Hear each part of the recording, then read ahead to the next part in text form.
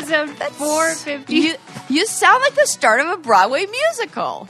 Hello, Oklahoma. Yes. Hello, Sarah. Oh, hello, Susie, my darling. Greetings How are you? from an ash-filled Los Angeles, everyone. My gosh. It's rain and ash. Which is way worse. It's way worse than men. Raining Men. God, Yes. I mean, it's been so weird because we had that crazy heat wave where it was like 1,000 degrees, 105 up here. But then in Denver, it was snowing yesterday. This is literally on my list of things to talk about. Right? This set so many records. It was crazy. Did we already say what episode this was? Yes, 454. We handled our business. Okay, good. I just always, I never know. I just get excited, and then I get my mind starts thinking about this freaking, hellish landscape we're living in right now. If you're being affected by any of these fires, my heart goes out to you, and I hope that everybody is safe. For sure. And, we are here to maybe bring some smiles. But, yes, freaking Colorado. 101 degree heat, and then 3 days later, snowstorm and 31 degrees. Can you imagine? What? That is the record for the least amount of days between over 100 degrees and the first snowfall. Guess what the last record was? Gosh, what? This time was 3 days. Right. What was the last record? Like 3 months? 38 days. Yeah. So basically 10 times longer. Almost, whatever more than that is. It's insanity. Yeah. It's crazy, yes. So, what do you even do? I could use a little, but I do like the idea that the snow stops the spread of the fires. Oh, that's true. I did read that, so that's good. That's about all that we can celebrate, though, about that. Right. Yeah, it was hotter than a witch's tit up in here. We don't have air conditioning. I told Sarah. Were you just dying? I totally forgot about, I can't even put it into words. It's oppressive where you're like, this is not, humans shouldn't be allowed in this. What did you send me? You sent me the funniest text message that I was just cracking up about. Because I was asking you, what it felt like. What did you say? When you open the oven, but then you live in the oven. That's where I live, inside the oven. Hey, like when you open the oven? Yeah, it's like that, but I live there. Yeah, because, when you open an oven and it, hits you in the face and you're like, yes, I do know that. People were legit cooking eggs. Yeah. On their pavement, which then I looked up how to do. Not too difficult. And a way to get there faster is using the hood of your car. I think it says something like an egg needs to be 154 degrees to cook. Yeah, no problem. I think that, or it's the sidewalk gets to be up to 154. This was not on my list of things to talk about, but I just read that because I was also thinking, could we do this? But I live in Marina Del Rey, where there's always a marine layer, and I woke up this morning thinking that was it, and no. Well, that's what's annoying is, nobody in our area has air conditioners, really. I mean, you do because you live in an apartment building, but most standalone homes don't have air because everyone's like, oh, there's an ocean breeze. Fuck your ocean breeze. No, you are not getting that. It was an oven. Who cares even if there's wind, if it's 5,000 degrees? The end. God. Once when I had eyelash extensions, and this is a PSA for anybody who does have eyelash extensions, because they definitely don't tell you this in the take-home instructions of care. Mm-hmm. I opened my oven, got that wave of heat, melted my eyelashes. Yes. Holy crap. Yeah. That was uncomfortable next 2 weeks. Having to snip those, well, that's true for just the ones that you glue on. That the glue started melting and it goes in your eye.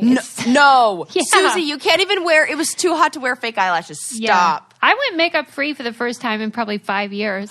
Is that when you posted that picture with the cute freckles? Yeah. Oh my God, you should. You never. I never see you without makeup on. Right. Okay.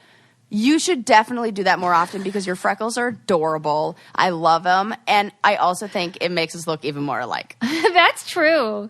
It's that great. is true. Yes. Yeah, but I was stop like, covering up that sun damage. Let's see it. Right. My premature aging is on display, everyone. Yes. Oh, that's so funny. But we made it. We're too blessed to be stressed over here. Too blessed to be stressed. Well, I'm trying to think, what fun things do I have to talk about? Do you want a serious story, or do you want... Oh, okay, this is a fun one. Okay. I'll talk about this, because this has cracked me up. So, I was like clicking on articles, and like one thing led to another thing that led to another thing. And I was looking at some info on like research being done on mice and mice in space. And scientists are researching. So here's the problem. When we send people to space and they're in like what I thought was called zero gravity, but they call it microgravity, which sounds really cool and also like, I don't know, super spacey. Yeah, adorable. Yeah, kind of adorable too. And when I tell you that this is related to mice, it's going to be even more adorable. So, so when you're in microgravity, astronauts have to work out 2 hours a day at least to counteract the effects of microgravity has on bone density and bone mass, or in muscle mass. They can, even with 2 hours a day, this was like blowing my mind when I read this. I'm like, why does anybody even go up there? It's dangerous as heck. You're basically going to be wheelchair prone if you live there too long. You can lose up to 40% of your muscle mass in just 5 months. Wow. And each month you're up there, you lose 1 to 2% of your bone tissue. What? Bone tissue? Yep, that is exactly what it said in this article that I read on NPR about what does that mean exactly? I would imagine the tissue that's in your bones. I mean, I don't want to get snarky, but like that sounds really terrible. Really terrible, because I'm like doing the math, and then there's those people who are up there for like 200 and something days, and it's like, okay, so that's a big problem, obvi. So, I love when a bunch of, as science does, a bunch of different research all comes together to like solve problems and everything like that. So now that we're able to like isolate certain genes and we're able to do like genetic editing and turn things on and turn things off, the researchers discovered that animals, or like, mice, because that's what they're researching on, that lacked this stuff called myostatin, which I guess is a protein, something like that. They had dramatically more bone mass and muscle mass. They were, what they deemed them were mighty mice. No. They're like these, they're like super buffed out mice. And so do you remember, like, and this, it didn't say this in the article, but I'm thinking back. Do you remember there was that story about like that? He was called like Little Hercules or something. He was like the kid who was like all like ripped. Yes. I think he had little production of this. Oh. Like he had he lacked a production of statin. And I bet if I were to, and then there's this other protein or something, whatever it is, called activin A. And if you control those, that you can basically genetically edit these mice that are super buff. So that is adorable. Yeah, I know. Isn't that? Can you imagine like little... Okay, so this is the part that like then was also making me laugh, because I think I couldn't stop giggling about this. And, like the PETA people are just going to have to like bear with me and relax for a little bit here. Yeah, because, just settle in. As I imagine these mice would have had difficulty doing as they get sent into outer space. So you've seen all of the space movies that have ever came out where people go on rockets and get launched up into outer space, and you just see like their cheeks are shaking and they're like, and they're going into like zero ground. They're like, I just imagine 33 of these little mighty mice who are like strapped in in spacesuits, so with their little cheeks flying back adorable. And their ears back, and their whiskers all pointed back and the big huge expressions, because like talk about things that mice don't expect to happen to them. They did not see it coming. It was like solve a puzzle, like run through a puzzle, find some cheese, avoid a trap, stay away from cats. going into outer space probably wasn't on their to-do list. And so that like already cracks me up and had me giggling because like, you know, clearly I'm bored as heck because my mind is letting me imagine these ridiculous things. So they sent all these mice up to space. Oh, and it was 40 mice they sent up to the International Space Station. Also, happening place. What? Oh, really? The International Space Station. Yeah, what's going on Well, don't you there? feel like it's the only place, whenever you read about them, like NASA or whoever's sending things up to space, they're always sending it there. It's probably like a really cool nightclub. Well, I was thinking, I'm like, God, I wonder what the parking lot there looks like. It's crowded at and this they have like a station. bouncer with a list, and like you have to be really cool to What get if what if the bouncer was one of the Mighty Mouse who stayed up there? Right, super tiny, that's really but strong. Oh yeah, so they went up into outer space and they stayed up there for 33 days. What do they do? Just float around? Well, I'm sure. Oh my gosh, that's a really good question. Okay, that is even more funnier. adorable of a picture.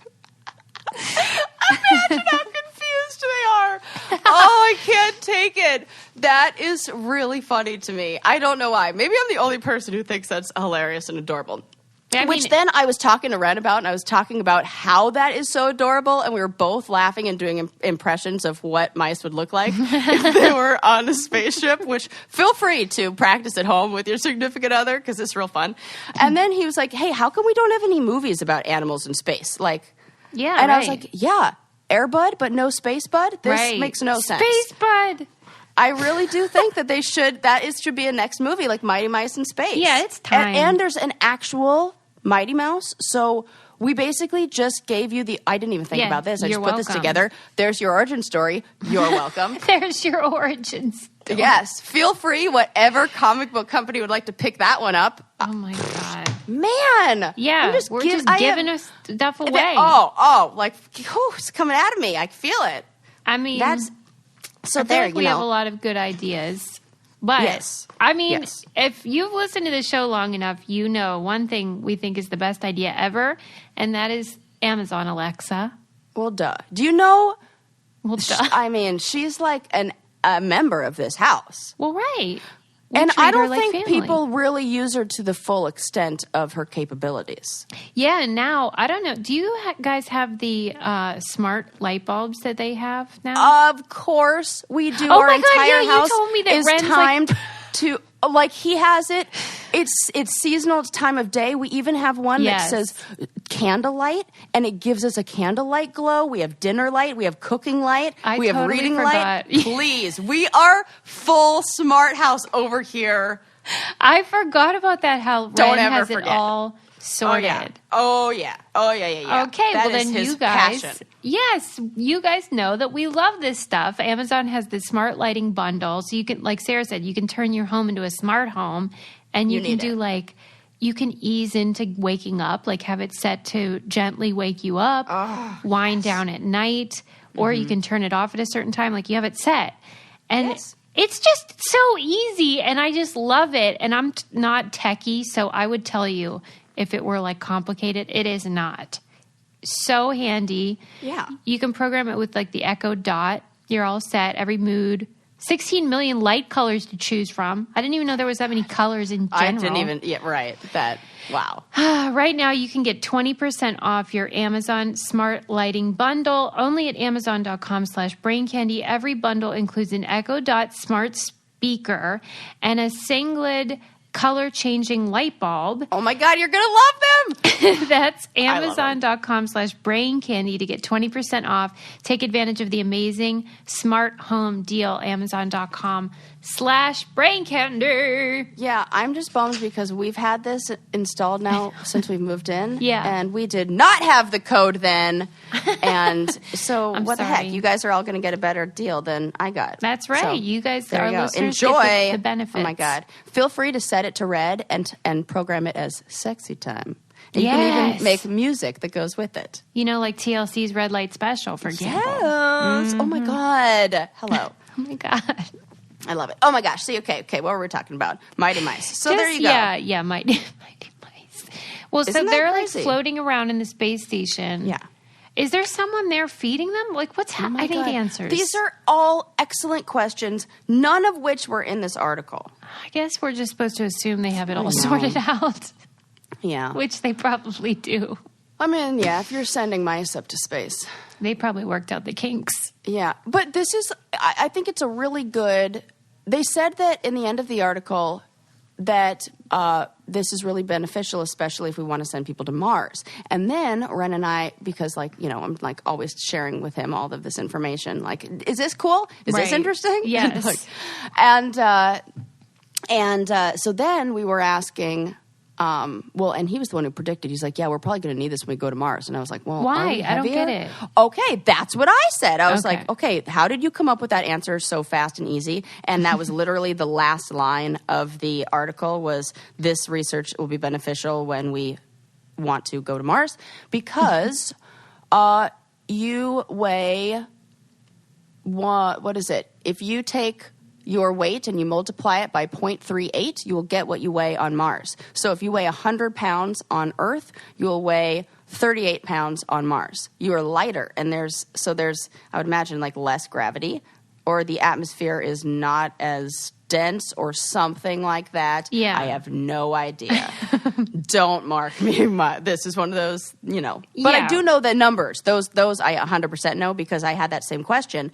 And so we are in a gravity that's lighter on us. So at that rate, it would be like deteriorating our bone mass and muscle mass. So researchers are saying that eventually they're working towards getting to be able to have this in basically pill form. Pill form? Or like they said, make it into a drug, which I just, now that you say that is not necessarily pill form. Maybe like injected. Just a drug that they could take and they wouldn't have to like, I don't know, go in and manipulate the genes before or something like that. Oh my God. Because then I was thinking like, if we know exactly what gene controlled it, like I'm thinking like future,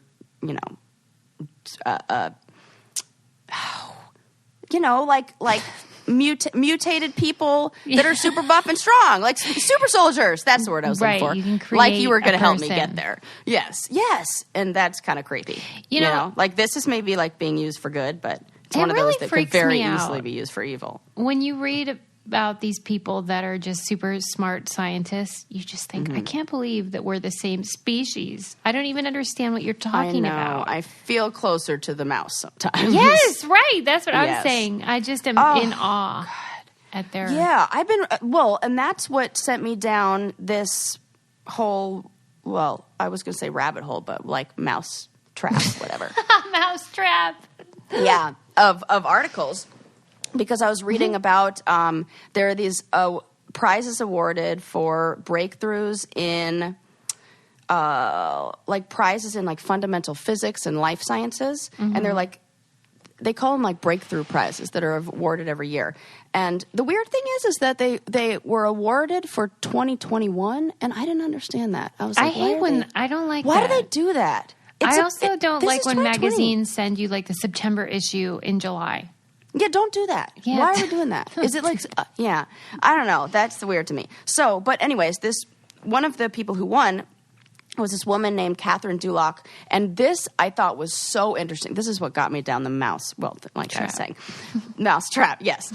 So she won the award for researching instinctive parent behaviors, which I thought was really interesting because you can think about all of like the implications of this. So what she was researching was, do female mice instinctively parent one way, and do male mice instinctively parent another way? And like looking at the neurons that each mouse had. And so thinking almost like a male mouse brain, it might be different than a female mouse brain. And they might have different neurons that were associated with some of the, instinctive parenting behaviors. All right. And what they found is that it was not binary, and that both mice male and female mice had neurons present for both parenting behaviors. And it's whichever one was stimulated and activated was the one that was strengthened. And why I think that's so cool is what it says about same-sex parents.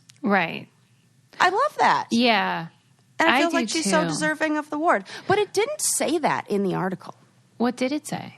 Well, it didn't say that. They just described the research. They didn't say that this is what it can be. I just, inferred that. Well, what do you think? Let's say you're a mouse and you have certain, whatever you said, neurons that make you parent in a certain way.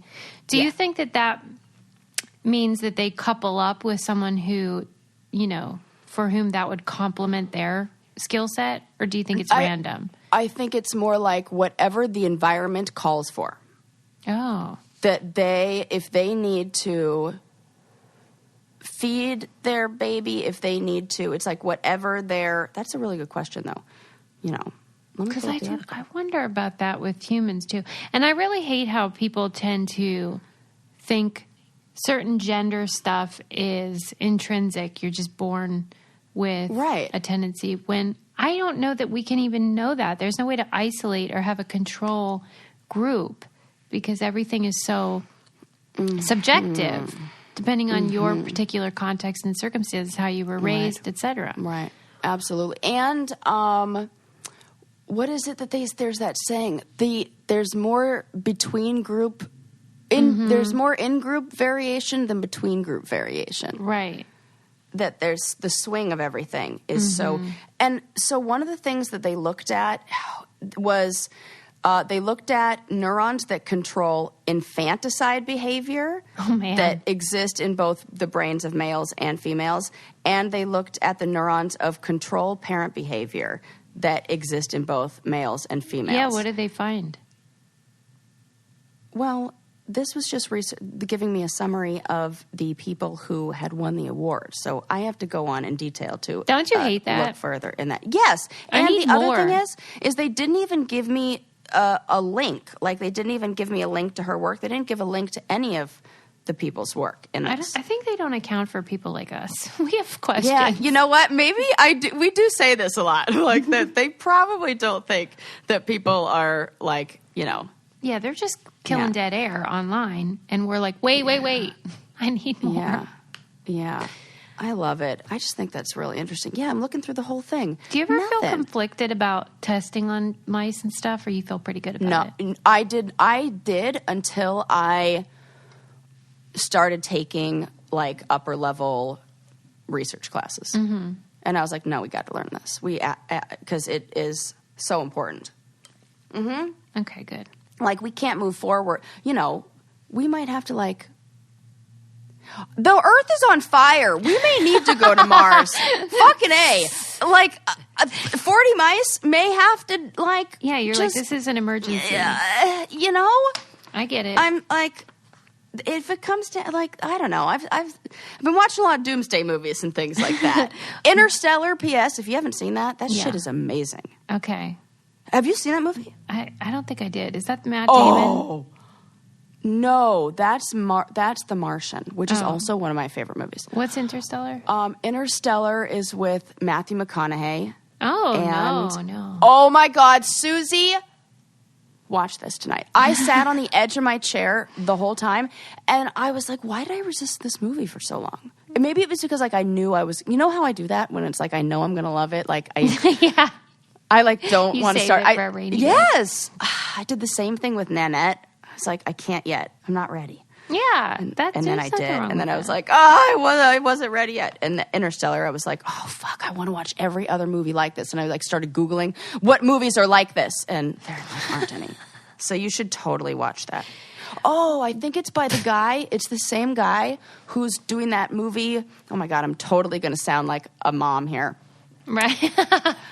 It's the guy who's doing that movie that's there's a lot of controversy about. He wanted it to come out in theaters, and he was only in theaters, and it was they held the release, but people really want to see it, and it was released. Yes. Yeah. That one. He's the same guy. That was a doomsday movie, but a lot of us feel like we're in doomsday now, which is probably a good reason why you might want to try BetterHelp, because we're all experiencing a collective trauma. Thank you to coronavirus, etc. And so if you're feeling depressed or stressed or anxious or having issues with your relationships, which really is everyone right now, BetterHelp is a great option because you can get therapy from trained, licensed counselors, but it can be online, on your phone, on your iPad, whatever you use. And they'll, you can talk to them whenever is convenient for you, and it's affordable, and they're available. You can access it 24 hours a day. It's professional counseling, and I think a lot of people are needing services like this right now. So we want you to start living a happier life today. As a listener, you get 10% off your first month by visiting BetterHelp.com/BrainCandy. Join over 1 million people taking charge of their mental health. Again, that's BetterHelp, HELP.com/BrainCandy. There you go. Yes, everybody should do that. It is so important. I mean, we're all falling apart, so... Yeah, you got to utilize every resource you can. It's hard to find a therapist these days. So I know that's what we were just talking about. They're in so demand, so they really are. That's a great option. Okay, so I have some good facts that I want to share with you, and I'm trying to think of which one. Okay, so I'll let you pick. Okay. Do you want to know about the physics of ketchup? A new way to help insomniacs using something that I feel like for some reason you find annoying, but I don't even know if this is true, but I just feel like bet. You would. Yeah, that's hilarious. Yeah, just pick between those two. Those ketchup, of course. Oh, ketchup. Mm-hmm. Really? Okay. Yeah. Mm-hmm. Interesting. I didn't think you were going to pick that, especially with my heavy sell on the thing that you... I'll end up talking about both, so it doesn't even matter. Well, we're a big ketchup family over here. Yeah, okay, this is good questions. Tell me about how you use ketchup. Tell me about give me a breakdown of your experience with ketchup. Well, as a Pittsburgher, I'm not looking for any specific answer, so feel free. I am a Heinz loyalist. I can't even believe that some people buy other brands of ketchup. What do they call it? They call it something ridiculous. Like, it's not even called ketchup. It's oh my called God, like catsup. Yeah, like something weird. Tomato. Or like tomato sauce or like not even sauce. Like, I don't know, something like that. It's an insult to ketchup is what it is. Yeah. And by the way, those restaurants that are like all, farm to table, whatever, you can fuck off with that homemade artisanal ketchup. Nobody wants that. We all want Heinz. Wow, who knew you were going to be more annoyed about this article? But Adam, my husband, is absolutely ketchup obsessed. He puts it on pizza. He puts it... What? Yes. What? Yes, and now my son does. It's disgusting. Did they know about marinara sauce? Does he... Okay. Do they know about... Like, on one hand, it's sensical. I get it. Like, but I get it. You're like halfway there. Yeah. Right. It's so gross, but they love it. He puts it on everything. And he has it like... He'll put the food in one hand and then the bottle of ketchup in the other, and he does like squirt... for each bite. Oh, this is so appropriate then. Okay, tell me. He's going to need to know this. Please deliver the Adam, if you're listening, listen up. This is the moment. You should actually listen to us.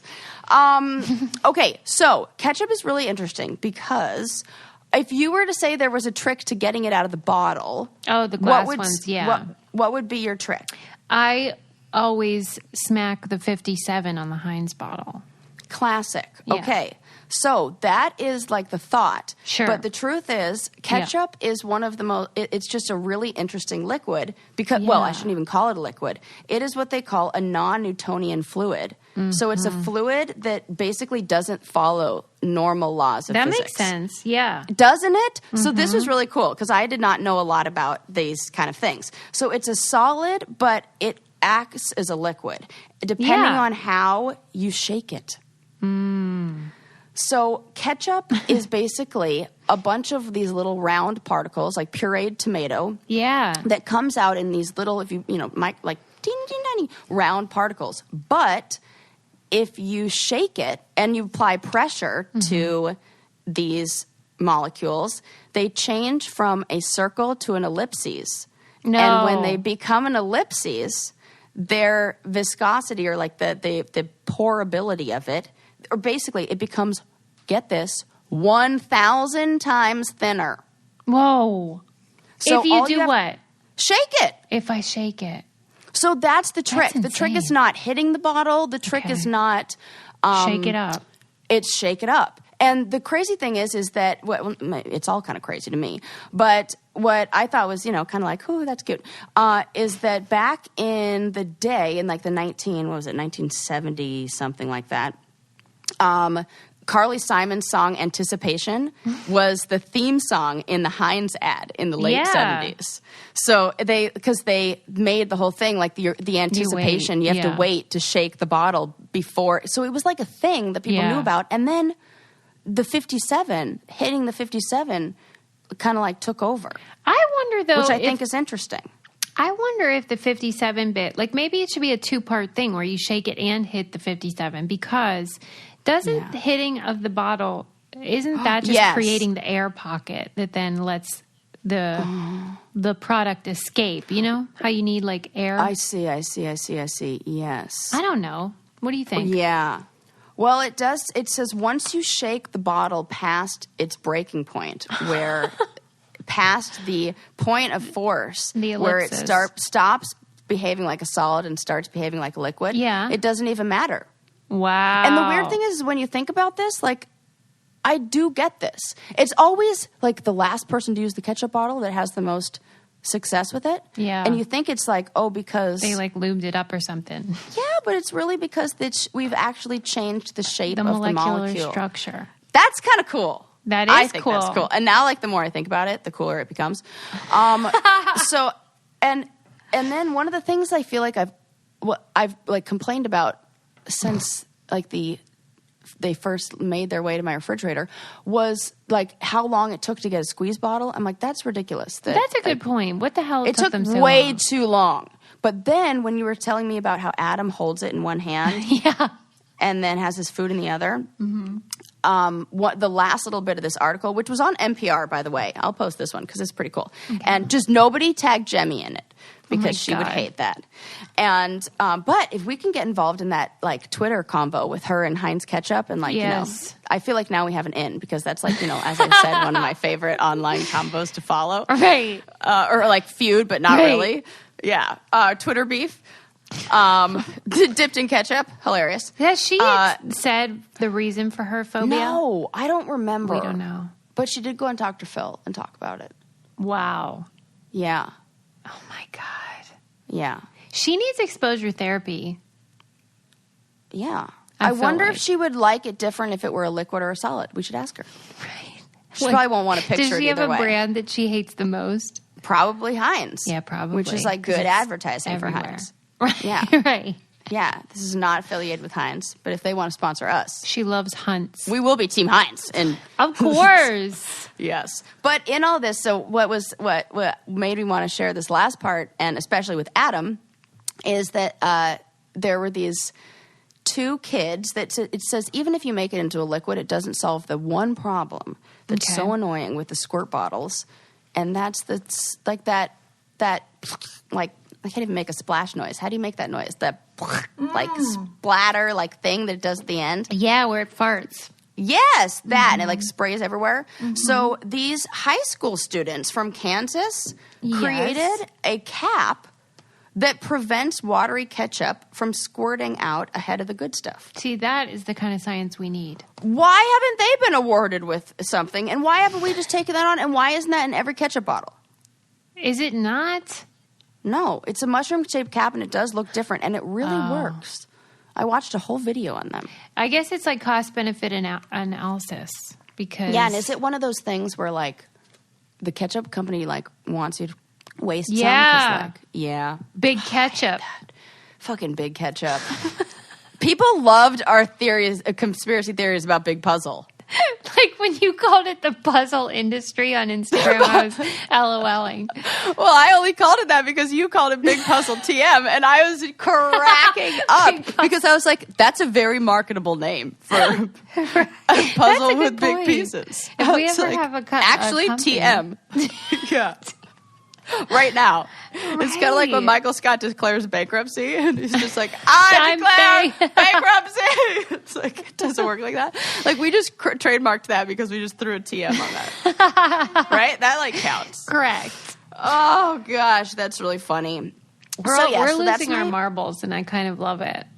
Yeah, I mean, I'm, like, fascinated. I'm giggling at mice in space. But that would be a good movie, and somebody should make that. I mean, don't you think that the mustard problem is worse, where it like leaks out that juice on your hot dog? You know? But I feel like the same cap could solve that problem as well. I think they really need to go for that. Oh my God. Other really good question. Does mustard behave the same? I think it must. I kind of think it does now too. And mayonnaise. No, it doesn't. No, it doesn't. No, it doesn't. Why would you do that? Because it's the same. No, but like say that word. Sarah. It doesn't. It's different. That just becomes, I know what happens with that. What happens with that is that the friction, the motion or whatever it causes the liquid to heat up. I'm not even going to use that M word. Wow. And it's You're so getting gross. worse. Susie, it's only because I feel like I'm in imagination zone when I'm on the podcast. You know what I mean? Like I'm like, no, you don't. Of course you don't, because that's a really weird thing to say. Nobody knows what the fuck that means except like a 5-year-old. Sarah's who's in like, yeah, I'm there. Zone. Like there. Well, I think you do know this, because you know how you say sometimes you take ideas and you're like, I'm going to think on that later. Yeah. And you like write them down and you get to that place where you think you're like in a meditative state where your mind is very open. Yes. I feel like when I'm on the podcast, I'm in a meditative state where my mind is very open and creative. And so like, you know, what ifs. So you don't like when I introduce phobias into your imagination zone? Yeah, because then I'm really able to visualize it. Oh, right. It gets worse. You know, it gets, because like regular, I'm probably like, no. Ren and I were talking about mayonnaise last night. See, I can say it. It's like worse if you shorten it for some reason. The 4-letter word? Yeah. Okay. The O ending is, and the Y. Okay. It's interesting. Well, do you think, though, that you just simply don't like the flavor, though, or do you have a true phobia? And here I am talking a bunch of shit on Jemmy. I just realized that maybe this is me just projecting. You need to create a feud with Hellman's. Oh my God, no, because then I have to look at it. Oh, I get you, Jemmy. I understand. Well, now. and it would be terrible if people like put it on you. You know how they do that with her? Oh, no. Oh, I would hate that. No, because one time I even remember the moment where it like got worse for me. Oh my God, this was when I was like 22, 21, like your Halloween at 100% chance of a hangover on that age, that day, that night. Just, I was, drinking cheap booze way more than I should have. And like, it's Halloween. I'm like, eating candy is terrible. So I woke up the next morning feeling awful. And I even remember it was the day my period started. So everybody knows how much worse that is. Mm-hmm. And I was driving in the car with a friend and her boyfriend at the time. And I was in the back seat and feeling horrendous and hoping the car ride would just be over. And I had to I was like, I'm going to throw up. And my friend's boyfriend would not stop playing the song, shots, shots, shot, shot, shot, shots. Wow. And then he would pause the song to start talking about hot mayonnaise. And then would turn it back. And I was like, what are you? This is really your mean. Car. He pulled over and I just threw up everywhere. And I was like, I am going to puke in your car. What are you doing, you idiot? So I think that was the moment where it really like solidified like my hatred of it. And then it paired the puking of being hungover with the visual, and then the idea of it being hot. And I was really hot that day, and we were driving in the car, and it was like, ugh. So it's a perfect recipe, full of mayonnaise, which I would never want to eat. Well, a perfect recipe for good skin is Rory's Nightly Defense. Yes. They have a digital health clinic for women on Rory, which is so great. I love it. I got the nightly cream that's anti-aging, and I also get my Latisse from them, as I mentioned before, where I like to have nice long eyelashes. And so I'm able to get it there. They have doctors that work for them, and they meet with you, and you upload a picture and show them what you got cooking, if you have acne or redness or fine lines. And they will Get you all set up with whatever you need for your skin. I got mine formulated for sensitive skin. Oh, that's good. That I can still work on treating it, but with ingredients that are gentle enough, for my delicate face. Yes. That's smart. So you can do it from your phone or computer. It's a free online consultation with a professional within 24 hours.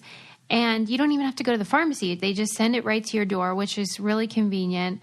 And you can get follow-up care, too. Like if you have questions or whatever, they're always available. Go to hellorory.com/braincandy to try out their nightly defense for just $5. It's free to chat with a doctor, and your first order is just $5. That's hellorory.com/braincandy. Eligibility requirements and additional terms apply.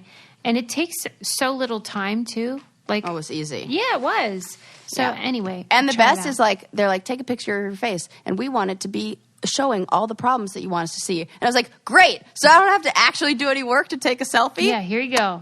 Here you go. That was the easiest thing I ever did. You're welcome. Yeah. I'm like, perfect. You want to see all the things. Yes. So, yeah. I love it. That. It's super convenient. Any hoodles. As you were. Ketchup and mayonnaise. But I really do want to look up to see if mustard does the same thing. Do you think it really just comes down to the viscosity or? Yeah, it's the tomatoes. They said it's the molecule of it, like a tomato puree. Oh, well, maybe it's not the same then for mayo. Oh, sorry. Right. You're so apologetic. Oh, but that's what I was saying about it. Like when you heat it up, which then made me think of hot mayonnaise, which is why I went off on that tangent. Now I see where the sentence I started that never finished.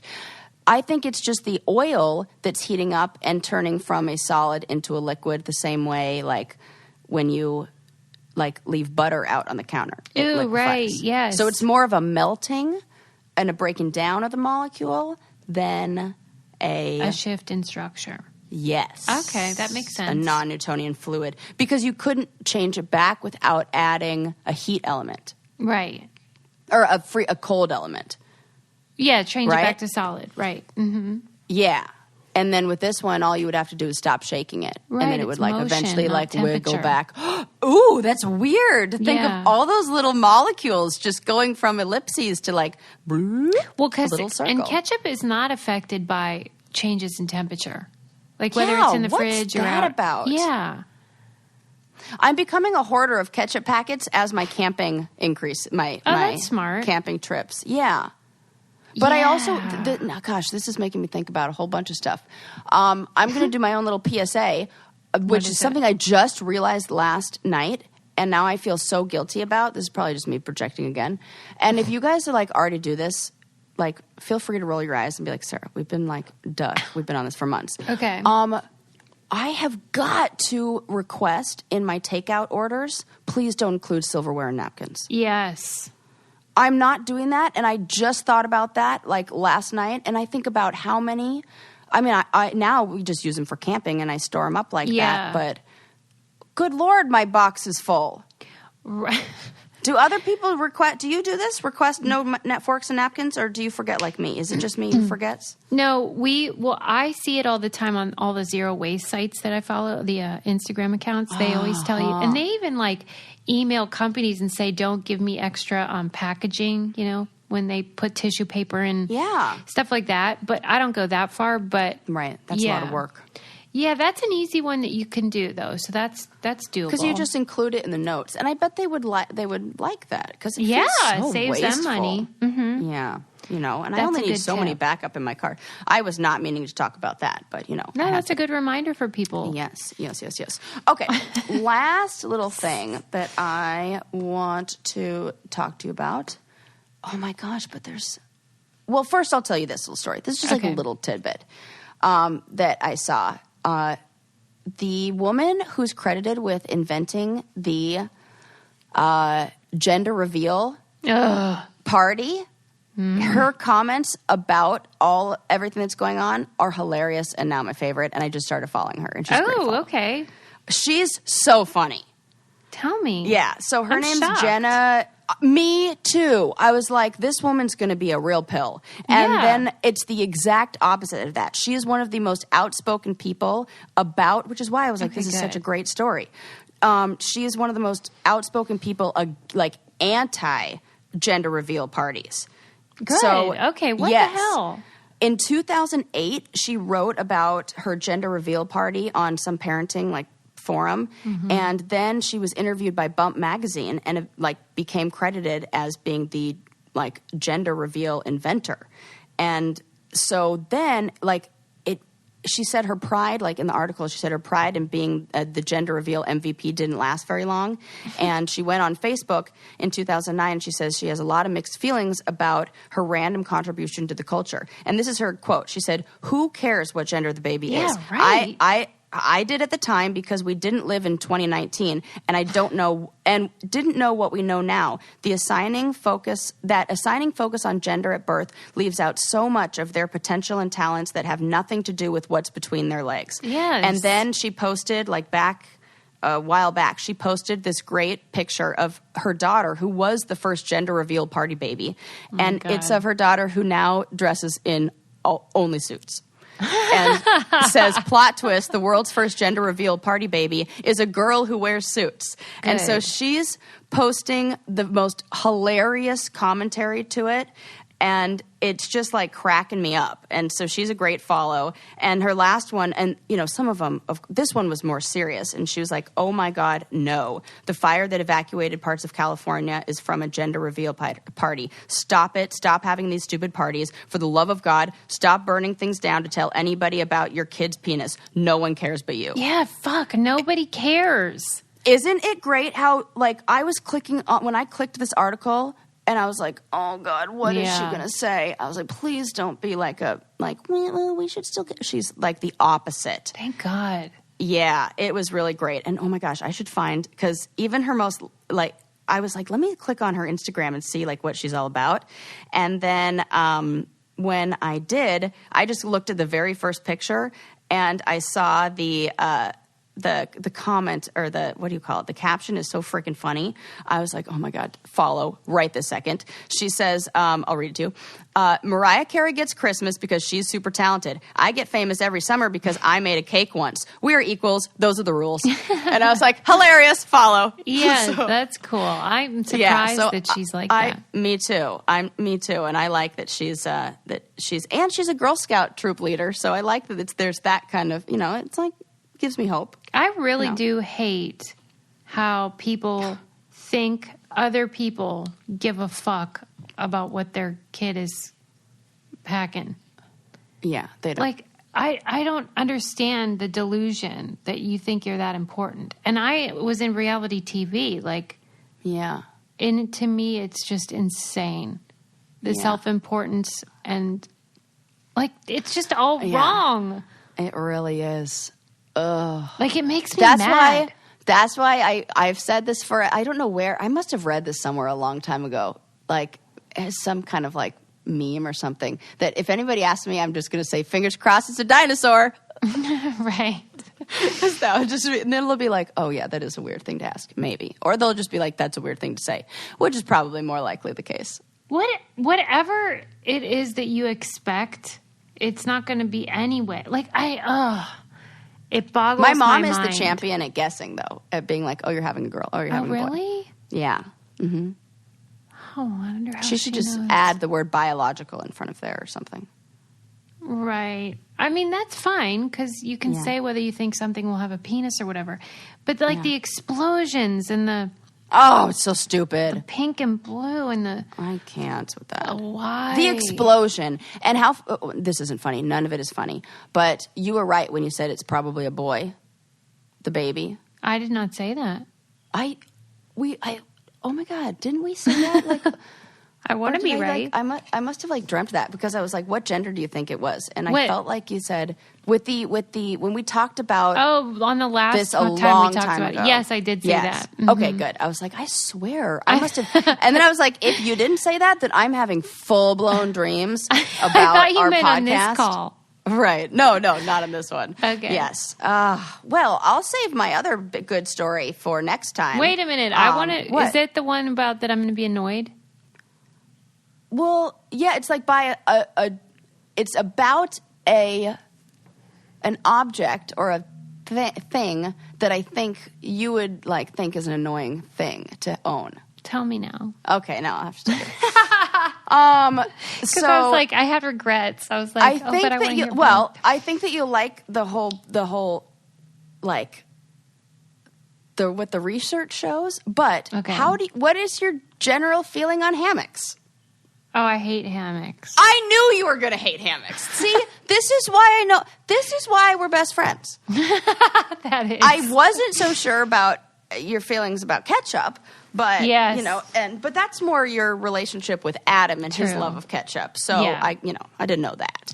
But hammocks are dumb. They're like camping. It's like, why would I use a hammock when I could sit on a couch or whatever? Well, I'm going to tell you why. Because researchers kind of asked the same question, or they were looking at how does one get the best night's sleep. And so there is no way that it's in a hammock. Susie. It isn't. I'm about to blow your mind. Come on. So, researchers conducted an experiment where they took a bed and they created a rocking motion that simulated the movement. It matches like the same movement, a very similar kind of swaying and rocking movement that a hammock would do. Okay. And it was really just to look at like what kind of movement will help people fall asleep. So it's like being in utero or something. So that was one of the interesting things, that it's much gentler than that. Aww. And it's even gentler than how a mom would rock you. It's more like floating. Yeah. Mm-hmm. And it's like a sway. And now that I think about it, it's kind of at like the same pace that we do like almost like EMDR kind of work, which is interesting. But so as researchers were looking at, one of the things that they thought they could definitely predict, or they like had good faith in, was the results on showing like rocking would make a difference in how fast people fell asleep. Okay. They were like, oh yeah, rocking will definitely do that. But and it does. So you're definitely going to fall asleep faster if you're in a hammock or being rocked. Uh-huh. But what they were shocked by was it increased this kind of sleep called N2 sleep, that it's basically when you're not in REM cycle. And it's a super important part of our sleep, where we have what they call sleep spindles that help calm you down. And you see them, people who live in noisy environments benefit more from having these sleep spindles, because like they help their brain calm itself. What? And it helps improve neuroplasticity. So the brain's ability to like heal itself and like create on. Yes. I reject this. I know you do. I knew you would be annoyed with this. Because it's not true. It is. I mean, and so the guy who's doing the researcher was like, don't like wait. Oh, and what he said it could be beneficial for was like people who've had strokes, people who have like brain disorders later in life, because we really need that neuroplasticity and you really need that time and sleep. So he was like, don't wait for, a bed to be invented that like rocks you back and forth. Just go in your backyard and use a hammock and like take a nap in hammocks, and you'll have better sleep. And so do you think it's like mainly for the rocking? Napping, or you think people are supposed to sit in that thing all night? Oh, I don't think you sit in that thing all night. Okay. I think, excellent question, though. I definitely don't think, I think your back might hurt if you would replace it. Yeah, that's what I'm saying. All right, if you're talking about a nap, I can get on board with that. Yeah, we're talking a nap. But he did say, he's like, yeah, just go in your backyard and like use your hammock. So there you go. Right? Yeah, it just doesn't feel supportive. In your back. Like, have you ever slept in a hammock? 100% in Costa Rica. Woods or something? Okay. And I chose to. That was the crazy thing. In fact, now that I remember it, looking back, also it was like hot as balls. Well, I imagine it was similar to the oven that you live in. That I live in. Just like a humid one, like a steamer. Yeah. And you climbed in there. I was sleeping inside, and then I'm like, oh, forget this. I'm sleeping on the hammock on the porch. And my mom said that's the majority of the time where she slept. Oh, my God. Yeah. I don't know. And it's so comfortable, and it's really nice. Like if I'm near a hammock, I'll climb in and have a swing. But yeah, you're not sleeping in any. No, because my bed's cozy. Well, yeah. You're not going to like trade out one for the other. But you know what? My bed in Costa Rica was not cozy. Okay. Well, then that's a nice alternative for you. Yeah. Neuroplasticity. You know, I'm trying to think about like, because now this is one of those studies because then it's like, oh, yeah, that's great and all. But if you were to compare somebody who slept in a bed for a month and somebody who slept in a hammock for a month and what the effects of that would be. Right. I wonder if it That's would be what I like, want to know. What is it called? The law of diminishing returns. Yeah. You know, we have questions. Yeah. We're not done with you, Hammock. But all we right. have to wind thank down. you for indulging me and sharing that extra story. Yes. People have really been loving our wind down, by the way. I know. They really have. I love it too. They said they didn't know they needed it. Yes, that is exactly what I'm hearing as well. All right. Well, let's do that. I didn't know I needed it too. We learned about mice I love in when space. you said yes, mice in space. Or as Sarah calls space them, mice. Mighty mice. I don't call them that. The researchers do. Oh, okay. That's like what it was in quotes. So Sarah did suggest that people should think about a sequel to Air Bud called Space Bud. Yes.